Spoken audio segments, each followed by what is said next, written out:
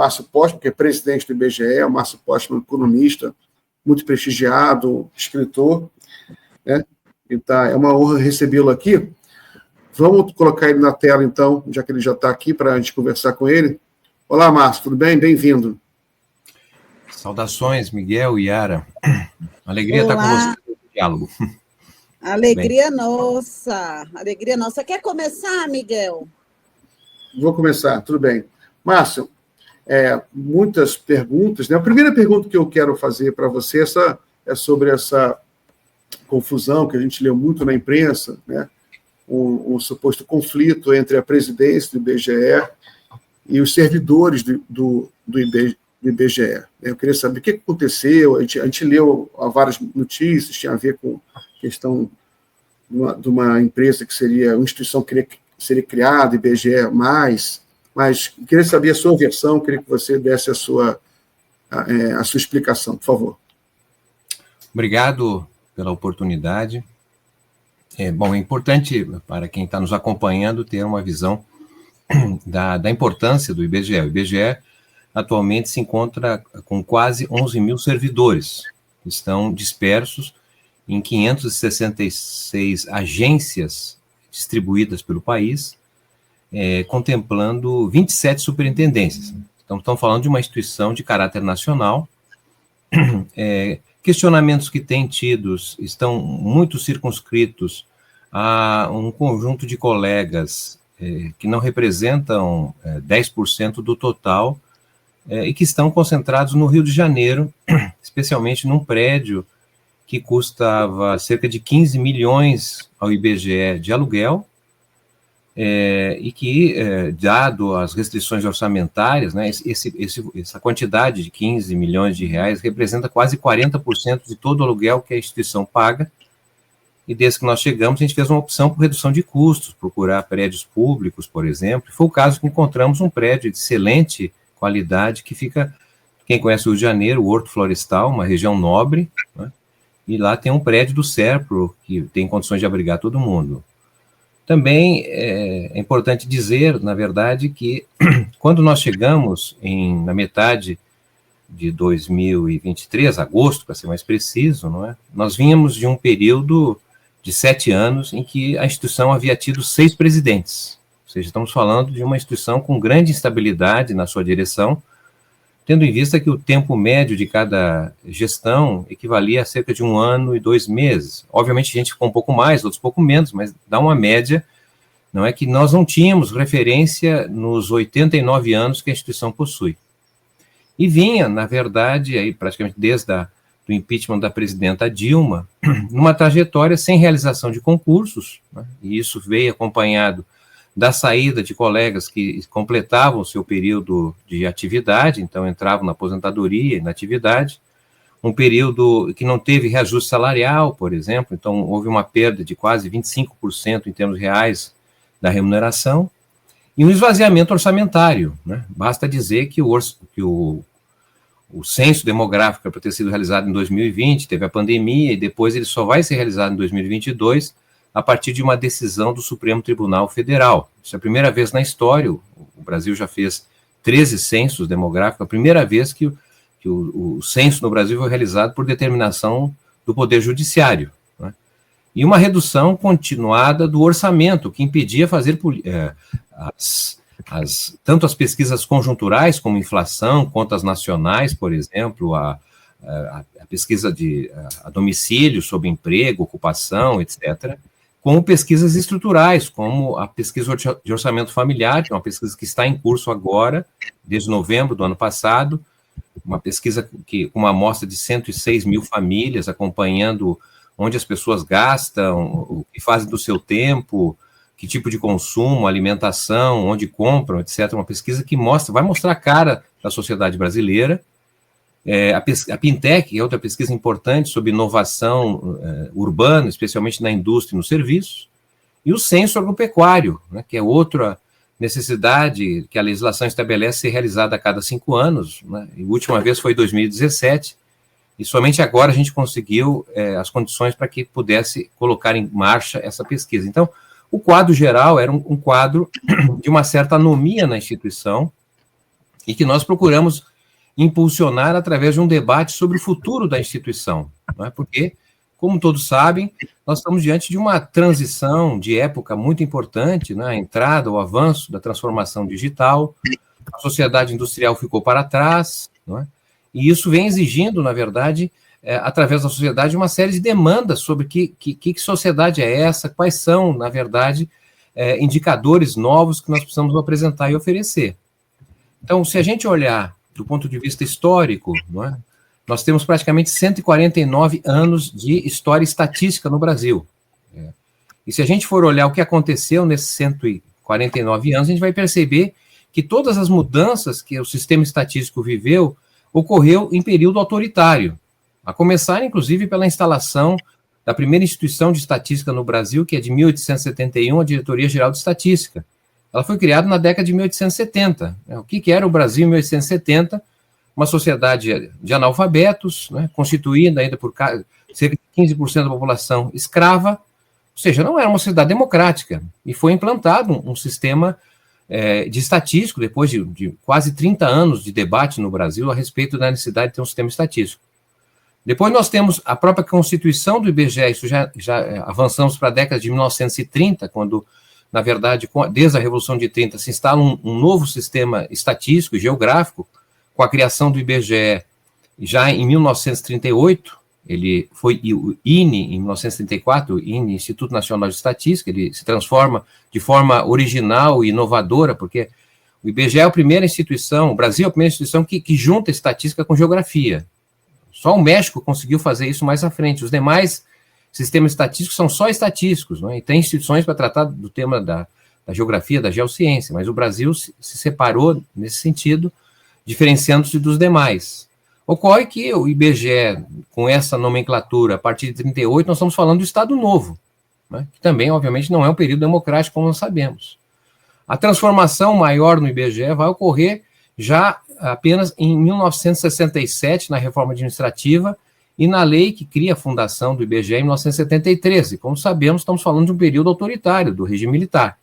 Então, esse é o primeiro momento, eu diria, que nós estamos vivendo de um período democrático, em que as pessoas estão se manifestando atualmente, fruto de vários encontros que nós fizemos com servidores para discutir o futuro do IBGE. Então, eu vejo como saudável, inclusive, os questionamentos, as formas que as pessoas usam, posicionando a sua maneira de ver como deve ser a instituição, e nós teremos esse ano, que é o ano do plano de trabalho que trata do SINGED, o Sistema Nacional de Geociências, Estatísticas e Dados, ou seja, nós estamos com uma proposta de unificação dos vários bancos de dados, que daria ao IBGE a função de coordenador dos dados estatísticos e geocientíficos, como era o IBGE, aliás, desde 1936 a 1964, o regime militar é que mudou esse papel, tirou o IBGE debaixo da presidência da República, por exemplo, né, e colocou subordinado a um determinado ministério, o Ministério do Planejamento, como é hoje, o Planejamento e Orçamento. Então, a nossa pretensão é unificar os bancos de dados, dando ao país melhores condições para poder construir, monitorar as suas políticas públicas. Então, desculpe abusar, mas, enfim, uma síntese da realidade que nós nos encontramos, né? Estamos muito melhores do que estivemos quando chegamos em agosto de 2023, mas temos as dificuldades de uma instituição subfinanciada, né? Uma instituição que não tem o orçamento adequado. Nós não temos orçamento aprovado para 2025 ainda. O orçamento de 2024 foi em torno de 2,7 bilhões de reais, porém 91% desse recurso foi comprometido com folha de pagamento, ou seja, o recurso que nós temos para fazer as pesquisas é muito diminuto diante das necessidades do país. E isso nos levou a pressionar, buscar melhorias orçamentárias, que a gente conseguiu, mas é insuficiente, e pensamos formas alternativas, que resultou, inclusive, na perspectiva de criar uma fundação pública de direito privado, como ocorre nas universidades federais, estaduais brasileiras. Nós temos 100 fundações no Brasil, que, na verdade, não tem levado, há mais de 60 anos, existem essas fundações, não levaram as universidades à privatização ou coisa desse tipo, mas é um instrumento de apoio à pesquisa, não é? À inovação tecnológica, já que o IBGE se transformou também numa instituição científica e tecnológica.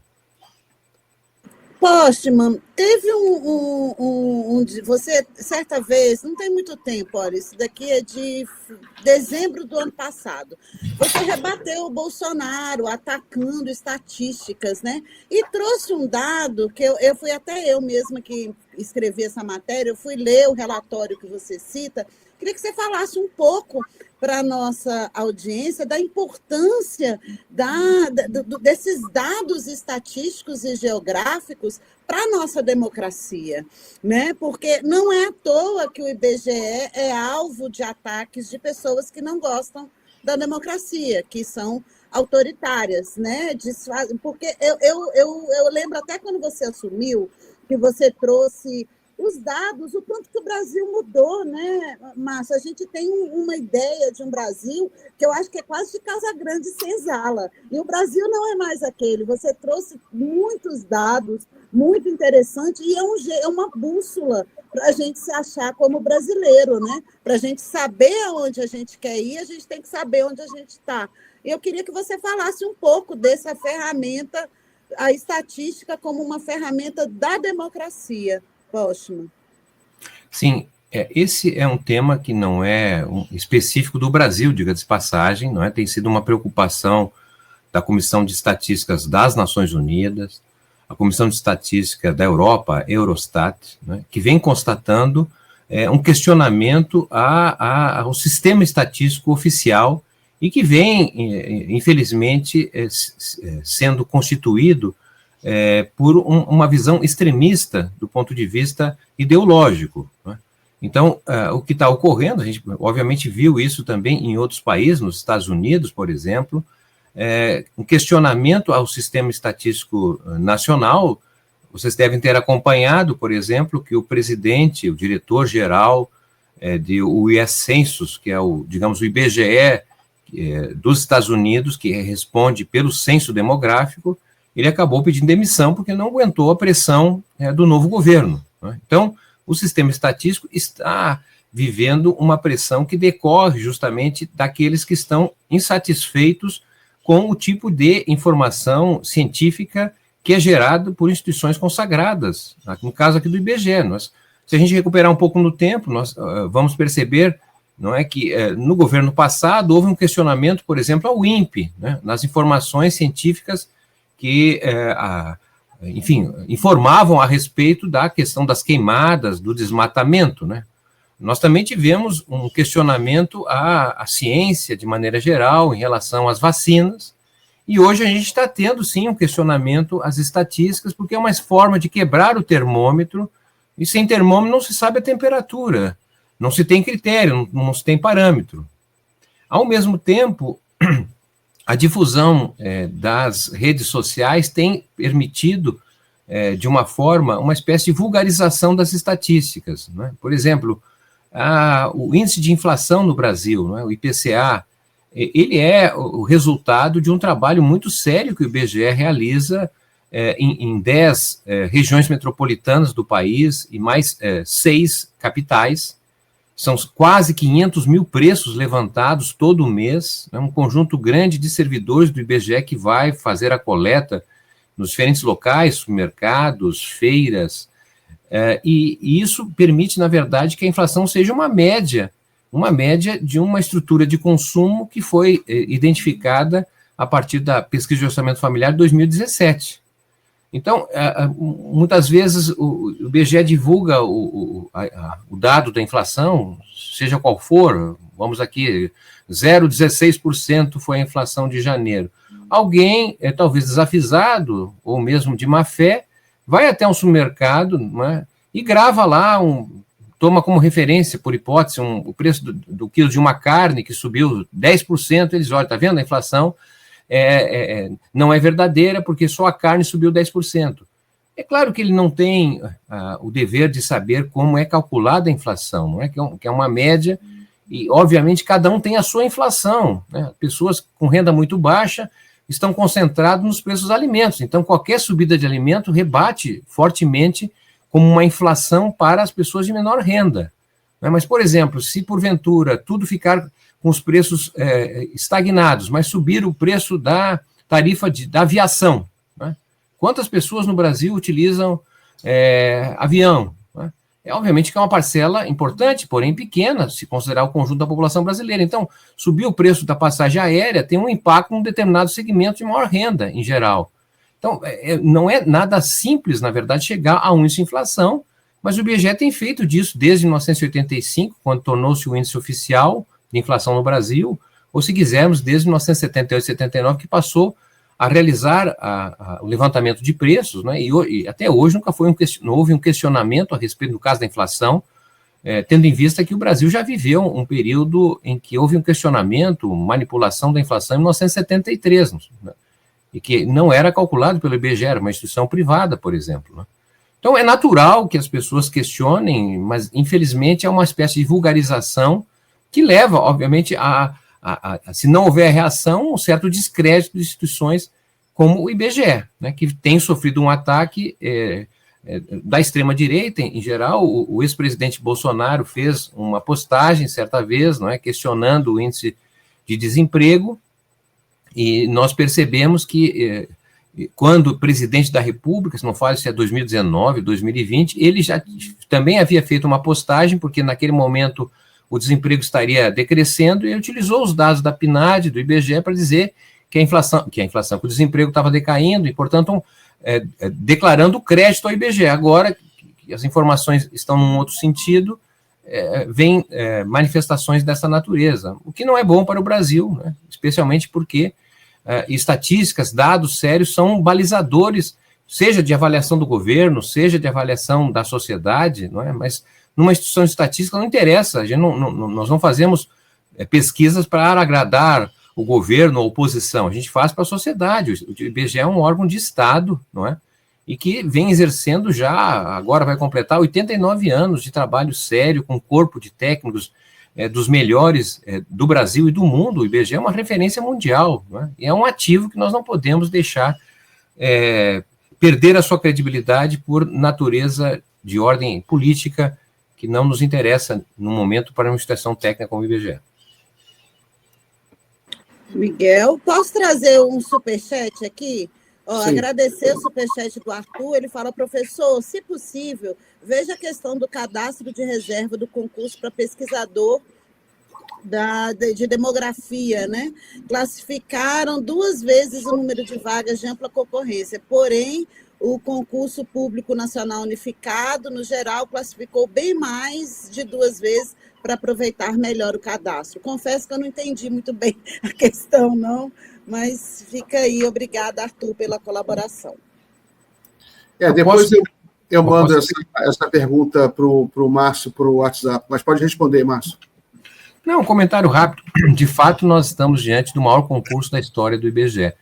São 895 vagas abertas nesse concurso unificado, né?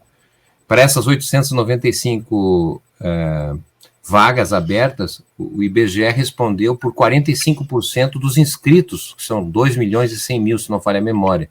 É um concurso muito concorrido. Nós estamos na expectativa de recepcionar esses colegas, estamos pressionando, inclusive, o Ministério de Gestão e Inovação e o governo para que nós possamos ter uma cota adicional desses 895, seja 25% ou até mesmo 50%, porque a instituição vive uma situação em que, até 2026, nós podemos perder 40% dos nossos colegas em função do avanço da idade, da aposentadoria. Então, muito importante ter a possibilidade de ampliar o número de selecionados para o concurso do IBGE. Vamos trabalhar nessa perspectiva. Márcio, hoje o IBGE publicou uma estimativa do varejo, que o varejo cresceu em 2024 4,7%, maior alta desde 2012. Né? Vou colocar aqui na tela. Então, eu queria fazer uma pergunta sobre economia para você, sobre como é que você está vendo o processo de desenvolvimento econômico nacional. Né? O presidente Lula, o governo Lula está no...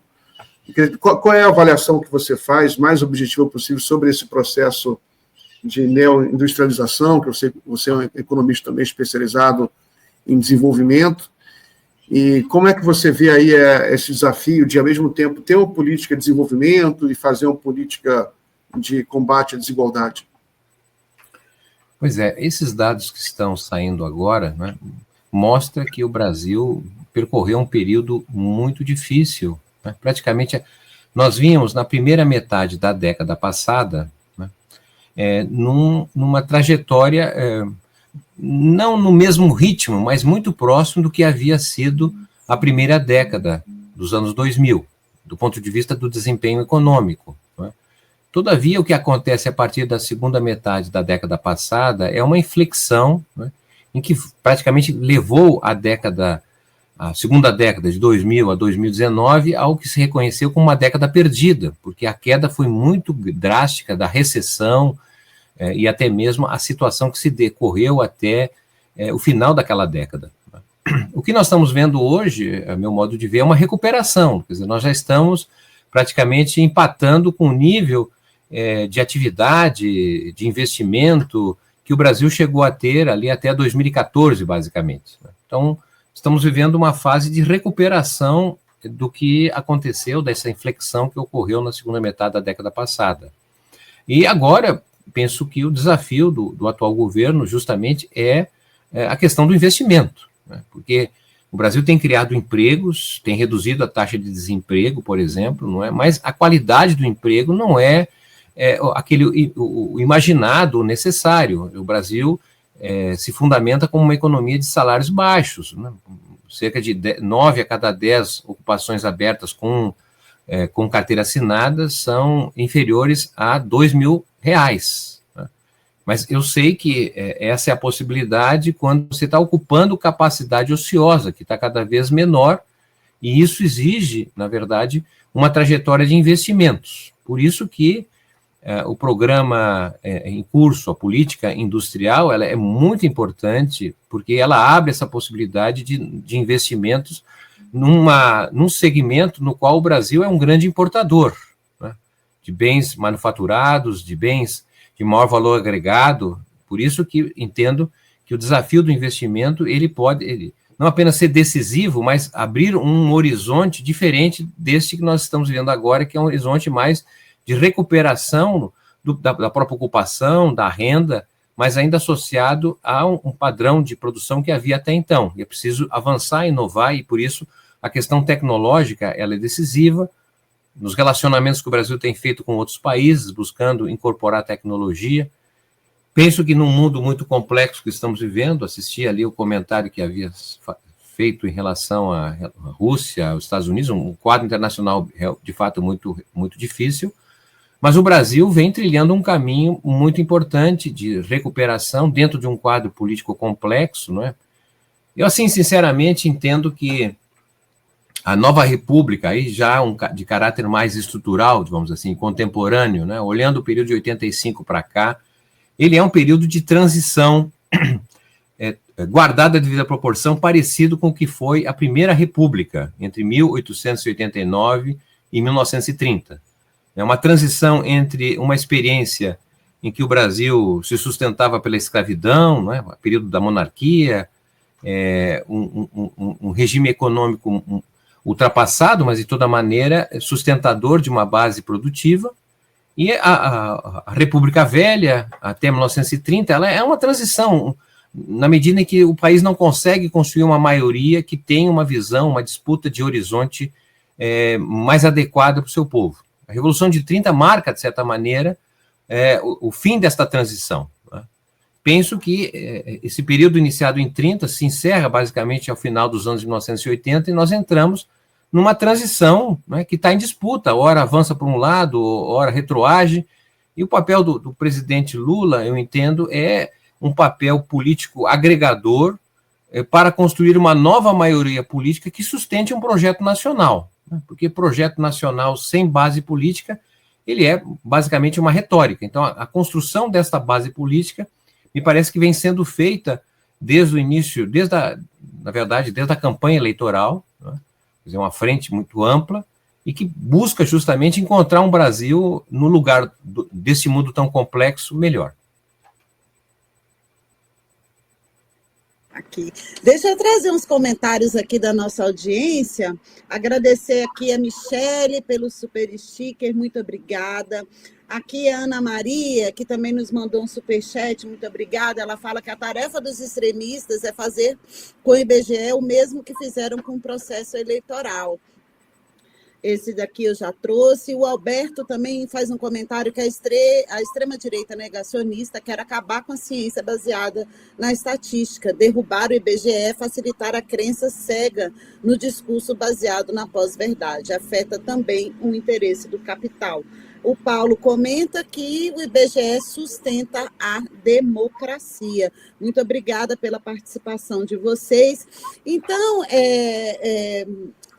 Postman, eu fico pensando, por exemplo, nas escolhas de gestão que você fez. Chamou muita atenção, fala-se muito dessa mudança do prédio, né, que cedia o IBGE.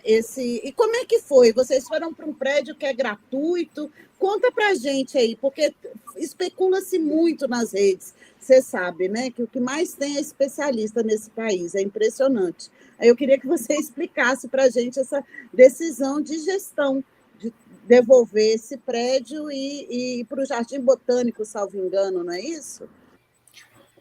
Sim, eu confesso que acho bastante importante as pessoas se manifestarem, né? Porque, como eu falei, quando nós chegamos, havia uma espécie de anomia na casa, uma quantidade de colegas, né, que estavam ainda no chamado trabalho remoto, quase 5 anos sem aparecer na instituição, ou seja, a instituição vai corroendo a sua coesão, né, o seu senso de organização, o que, obviamente, isso não impediu que a produtividade, que o trabalho do IBGE continuasse sendo feito, mas nós estamos vivendo um período de transformação tecnológica muito intenso, que é possível fazer pesquisas com outra natureza.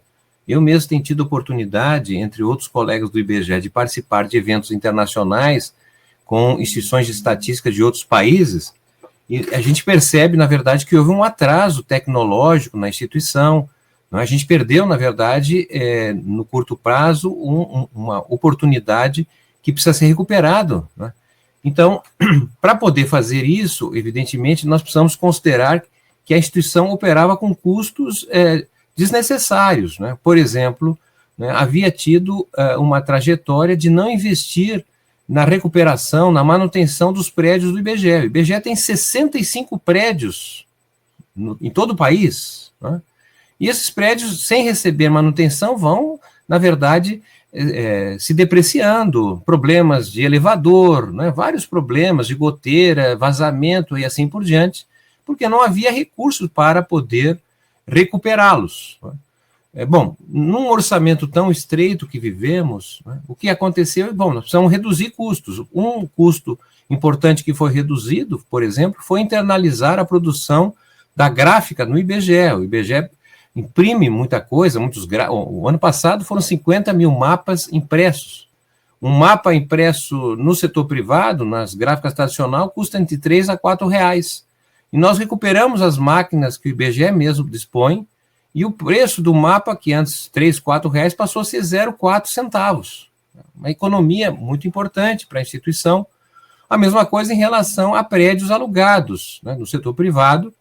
E nós, na verdade, no caso do Rio de Janeiro, que é um prédio maior, mas isso está acontecendo em todos os demais estados e cidades onde o IBGE se encontra, né? Há um programa do governo federal, não é, que estimula justamente o deslocamento para prédios públicos.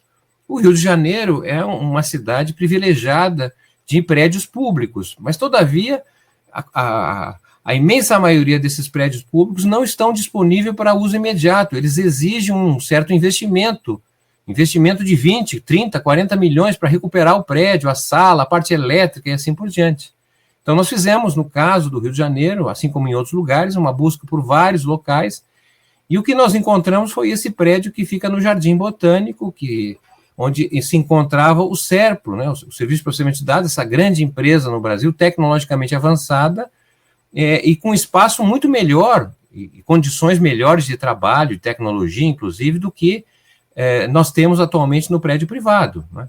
Então, é isso que nos levou, e justamente o fato de nós deixarmos de gastar cerca de 15 milhões de reais por ano e passar a gastar 2,4 milhões nesse aluguel deste prédio que pertence ao SERPRO, que está em condições de ser absorvido imediatamente, essa economia de recursos nos permitiu fazer uma licitação que custou algo em torno de 7 milhões de reais e vai permitir a gente recuperar um outro espaço do IBGE para que, a partir do segundo semestre do ano que vem, os colegas que estão indo para esse prédio no Jardim Botânico possam já retornar para o prédio do próprio IBGE, e aí a gente não vai mais pagar aluguel, né? Mesmo sendo menor o gasto, como a gente está fazendo aqui agora, né?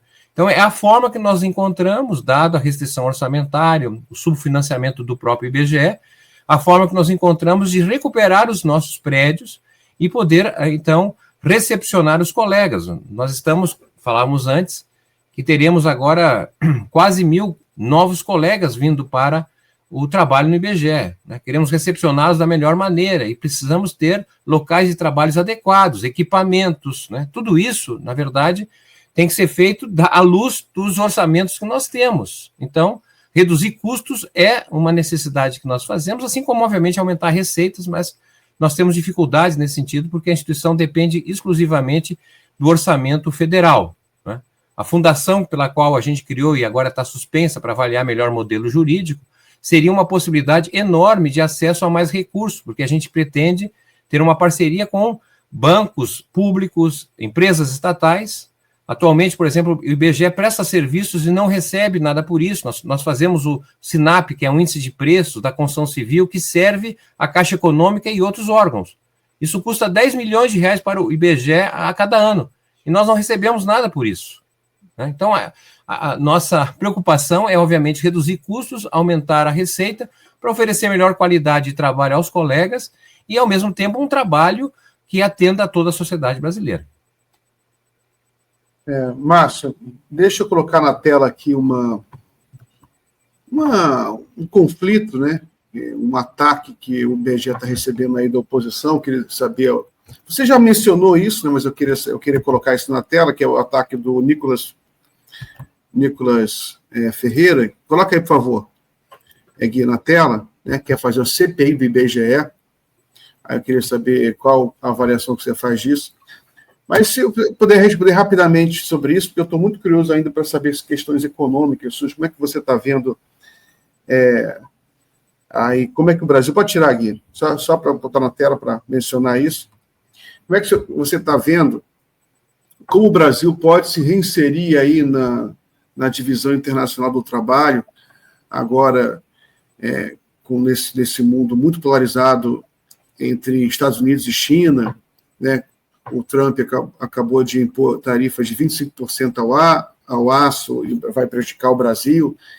A China acabou de lançar um novo sistema de inteligência artificial, de DeepSeek, enfim, você tem um mundo novo aí surgindo com mudanças muito rápidas, né? E como é que o Brasil vai se inserir nisso?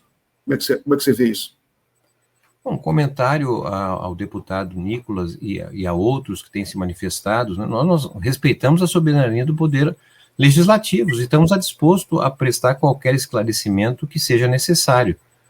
É esse o nosso papel enquanto servidor público, né? Estamos à disposição. Qualquer dúvida, qualquer questionamento, a instituição responderá da melhor maneira possível. Bom, em relação ao tema da inserção do Brasil no mundo, né, é óbvio, o Brasil fez uma inflexão do ponto de vista da sua participação no mundo a partir dos anos 1990. Né? A adoção do receituário neoliberal, na verdade, fez com que o Brasil passasse a se inserir na divisão internacional do trabalho que se constituía nova através da digitalização, né, desse processo que está em curso de uma revolução informacional, vamos dizer assim. Eu até tenho dúvidas se é uma revolução industrial 4.0, etc. Eu penso que, do ponto de vista industrial, é praticamente a segunda revolução, tá certo? Os produtos que nós temos hoje são praticamente os mesmos de 100 ou 50 anos atrás. O que há de mudança mesmo é a questão do sistema de computação, de sensores, etc. E, infelizmente, nós nos colocamos relativamente muito mal. A opção que o Brasil fez, não é?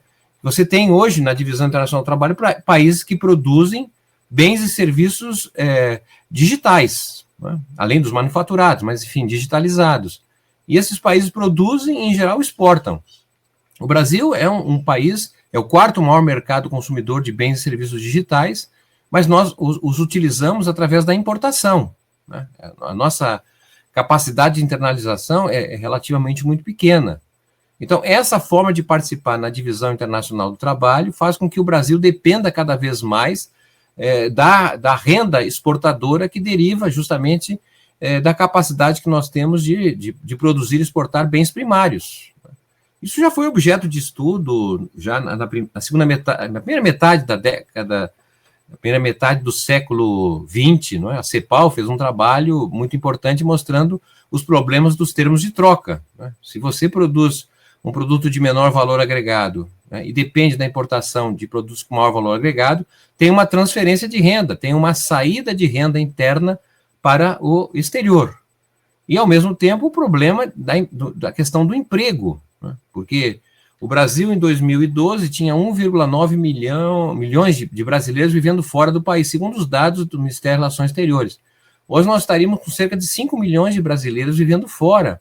E, em geral, são brasileiros que estudaram, qualificados, não é? E, sem encontrar emprego de qualidade, terminam buscando fora. Essa é uma questão básica que exige, a meu modo de ver, o reposicionamento do Brasil no mundo, né? Obviamente não significa negar a capacidade exportadora que o Brasil tem na agropecuária, na mineração, etc., mas nós precisamos ampliar o valor agregado desta produção e incorporar, não é, a questão tecnológica, que é fundamental. O Brasil hoje não tem praticamente soberania de dados, não é? Os dados hoje são praticamente organizados, sistematizados por grandes corporações transnacionais e que montaram um modelo de negócio extremamente lucrativo. E o Brasil hoje padece, na verdade, e por isso o esforço do governo do presidente Lula, não é, de lançar vários planos que se articulam com a ciência, com a inovação, com a pesquisa, investimento para poder recuperar o tempo perdido. E deixa eu fazer a última pergunta aqui para a gente finalizar. Quais são os planos, o que a gente pode esperar do futuro do IBGE, Márcio? Aí a gente vê o seu esforço de colocar a casa em ordem, né, trazê-lo para o século XXI. E aí? E eu também sei que no Brasil a gente tem que trocar os 4 pneus com o carro em movimento. Aí eu queria que você falasse um pouco aí das suas perspectivas para o IBGE. Eu diria que nós estamos muito animados, né, com a possibilidade de dar um salto na instituição, um salto a ser feito, né, de uma forma democrática, participativa e transparente, né? Nós teremos esse ano o 3º Encontro Nacional dos Servidores, algo que se desconhecia na casa, que é o Encontro dos Servidores, né? Nós tivemos um primeiro encontro em novembro de 2023, quando se discutiu as diretrizes do IBGE até 2026, quando comemorará 90 anos. No ano passado, em maio, no aniversário do IBGE, a gente fez o 2º Encontro Nacional de Servidores, né, após debates internos de grupo de trabalho, em que se estabeleceu a necessidade de constituir o SINGED, o Sistema Nacional de Geociência e Estatística de Dados, que é essa integração dos vários bancos de dados, né? Até 1964, o IBGE era o coordenador dos vários bancos de dados. Havia o chamado, ainda há, o Anuário Estatístico, né, que continha todas as informações oficiais do país. Mas, a partir, então, de 64, o IBGE vai perdendo a capacidade de coordenar as estatísticas e os dados oficiais, e aí tem uma proliferação de instituições que vão cuidar de bancos de dados específicos, não é? O próprio SERPRO, criado em 64 para cuidar dos dados mais de natureza econômica, da Receita, a DataPrev, criado em 74 para cuidar dos dados sociais, da Previdência, o INEP para cuidar dos dados da educação, DataSUS para cuidar dos dados de saúde, o CadÚnico, criado mais recentemente para tratar dos beneficiários de transferência de renda. Ou seja, você tem hoje uma multiplicidade de informações, e a integração que nós estamos defendendo, ela seria muito importante até para podermos fazer pesquisas, contagem populacional, utilizando os cadastros, como ocorre em alguns outros países, né? Então, o SINGED, esse sistema, ele é fundamental para o Brasil reduzir custos, inclusive, e ter maior inteligência e governança sobre os dados nacionais, enfrentando o problema da perda de soberania de dados, né? Mas teremos em 2025 o 3º encontro, que vai discutir justamente o plano plurianual de trabalho do IBGE, ou seja, o que o IBGE vai fazer até 2030. Quer dizer, nós vamos ter uma contagem populacional que não teve em 2015, faremos em 2026, né? Recuperaremos pesquisas que o IBGE fazia antes, não tem mais feito, como a pesquisa da economia informal urbana, né? Hoje tão importante, o que é a informalidade no Brasil. Faremos pesquisas novas sobre o PIB verde, sobre o PIB azul do mar, né? Há tantas demandas, um censo sobre a população de rua, por exemplo, né? O censo agropecuário, a ideia de criar uma PNAD do campo, né? Pinagro, que seria uma pesquisa nacional por amostras de estabelecimentos, uma pesquisa anual que contemplaria e complementaria o censo que é feito de 5 ou mais anos, censo agropecuário. Então, nós precisamos definir internamente e, além disso, como fazer essas pesquisas à luz das transformações que estão em curso na sociedade. Então, estamos muito animados com essa perspectiva, temos tido o apoio do presidente Lula, o apoio da ministra Simone Tebet, do Planejamento, ao qual nós estamos vinculados, né?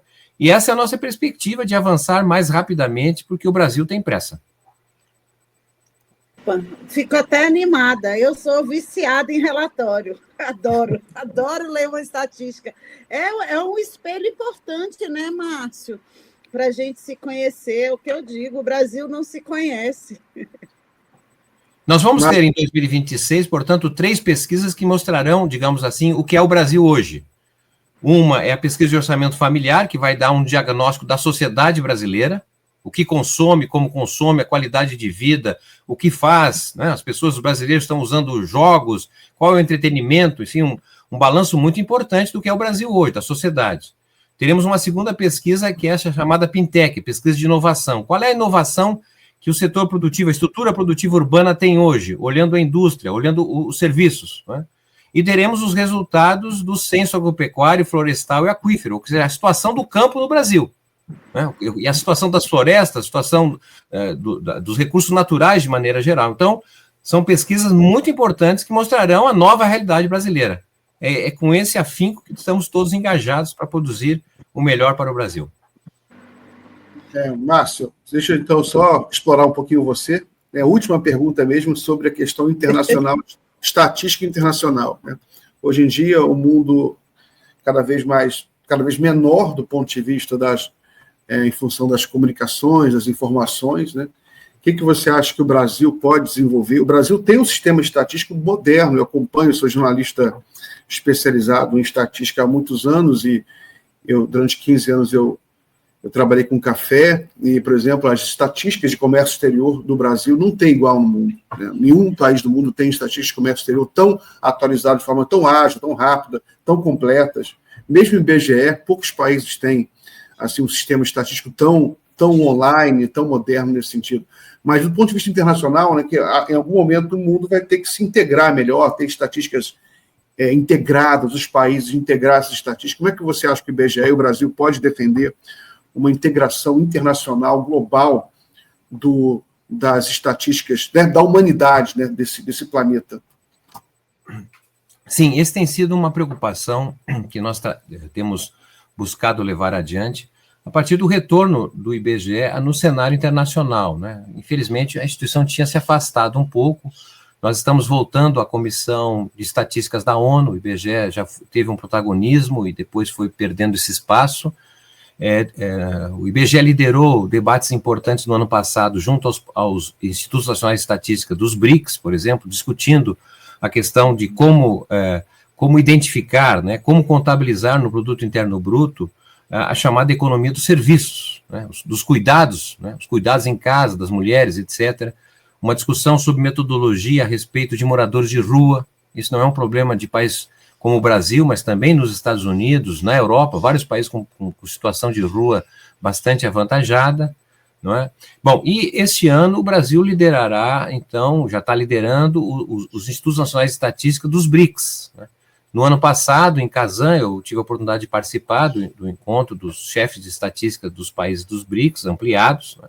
E pela primeira vez, o manifesto feito pelos chefes de Estado colocou a necessidade das estatísticas estarem atualizadas, né? Então, um passo importante, porque, em rápidas palavras, ou seja, desde que começou a haver a unificação, a homogeneização metodológica dos dados estatísticos, isso vai a partir de 1853, quando se realiza o primeiro Congresso Internacional de Estatística na Bélgica. Ou seja, a ideia da estatística, ela depende, obviamente, de conceitos, de métodos, e isso tudo foi sendo produzido e gerado a partir da Europa. Ou seja, as estatísticas foram revelando, de certa maneira, um modo muito próprio que veio da Europa, que era o que tinha mais avançado, e se imaginava que o capitalismo se sedimentaria em todo o mundo, então bastava utilizar essas metodologias padronizadas e que permitiam comparabilidade, o que não é inegável, né? Mas nós estamos sabendo que está uma mudança, né, um deslocamento do centro dinâmico do mundo do Ocidente para o Oriente, e por isso a nossa preocupação em pensar também indicadores que têm a ver mais com o Sul global, não é? Porque até mesmo porque a realidade do Norte global tem se transformado, está cada vez mais parecido também com os países do Sul. Mas como o dinamismo econômico está 70%, né, da dinâmica econômica mundial vem dos países do Sul global, a nossa preocupação é de construir uma possibilidade de interpretar novos indicadores, né, a partir da realidade da dinâmica do Sul global, aí considerando, evidentemente, a realidade tão distinta dos países do Sul global. Então, nós estamos com essa preocupação. Agora, em março, nós teremos uma reunião com os chefes de estatísticas para tratar melhor desta agenda dos países dos BRICS. No segundo semestre, vamos liderar os países do Mercosul em um trabalho junto com os países da África de língua portuguesa. Ou seja, estamos muito envolvidos na questão internacional, porque entendemos que esse momento também pressupõe uma reflexão a partir do Sul, não apenas do Norte do mundo. Sensacional, muito bom. Eu acho que eu cheguei a fazer matéria sobre esse encontro do BRICS, lá em Kazan, com a sua fala. É muito interessante e muito importante, né? É isso, vamos melhorar o nosso espelho, né, Márcio? Nosso do Brasil e do Sul global. Nós, periféricos, univos. O IBGE é o cartão postal do Brasil, né? Quem quer conhecer o Brasil tem que olhar o IBGE. Mas também ele é a bússola, que mostra para onde é que o país está indo, seja para o bem, seja para o mal. Essa é a nossa tarefa. Vamos continuar fazendo com muito afinco e dedicação. Obrigada, parabéns aí pelo trabalho e pela coragem, viu, de colocar a ordem na casa. É para poucos. Gosta de agradar todo mundo. E muito bom saber que você está disposto a ouvir. Se tiver CPI, que venha, né? Às vezes eu acho que é até positivo. Vamos lá mostrar o tanto que o IBGE é importante, né? Isso eu vi na CPI do MST. Eles fizeram, foi um tiro que saiu pela culatra, né? Porque viram lá a magnitude do movimento tão potente, popular lá, quebrar a cara. Perfeito. Márcio, muito obrigado, então, pela entrevista. Forte abraço, boa semana para você. Igualmente, muito obrigado. Sigo à disposição. Obrigada. Tchau, tchau, Márcio.